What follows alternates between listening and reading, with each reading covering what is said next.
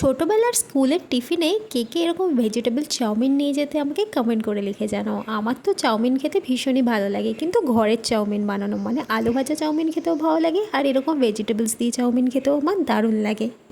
তো আজকে রাত্রিবেলা চাউমিন খাবো বলে চাউমিনটাকে এখানে সেদ্ধ করে নিয়েছি, আর সেদ্ধটা আমার বরই করে দিয়েছে, কারণ ও খুব ভালো চাউমিন সেদ্ধ করে। আমি সেদ্ধ করতে গেলে পুরো দলা পাকিয়ে যায়।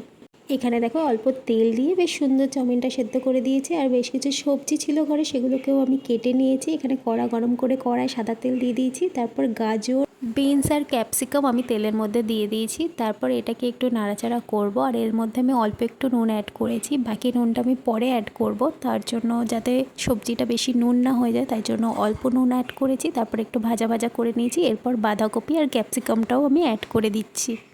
এরপর যখন খুব ভালোভাবে সবজিটা ভাজা ভাজা হয়ে যাবে, সেদ্ধ করে রাখা চাউমিনটা অল্প অল্প করে আমি দিয়ে দিচ্ছি। তারপর অল্প চাউমিন দেব, তারপর একটু নাড়াবো, আবার একটু দেবো, আবার নাড়াবো, এইভাবে চাউমিনটা দিচ্ছি, নাহলে একবারে দিলে দলা পাকিয়ে যেতে পারে। আর অল্প অল্প নুনও আমি অ্যাড করছি।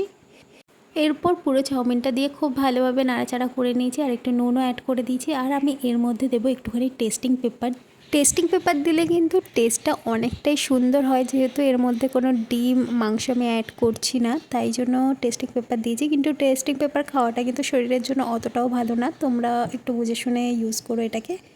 তো তারপর আবারও একটু ভালো করে নাড়াচাড়া করে নিয়েছি। ব্যাস রেডি আমাদের ইয়াম্মি চাউমিন, আর এর সাথে বানিয়েছিলাম ঝাল ঝাল চিলি চিকেন। ভিডিওটা ভালো লাগলে প্লিজ লাইক কমেন্ট শেয়ার করে দিও। টাটা, দেখা হচ্ছে নেক্সট ব্লগে।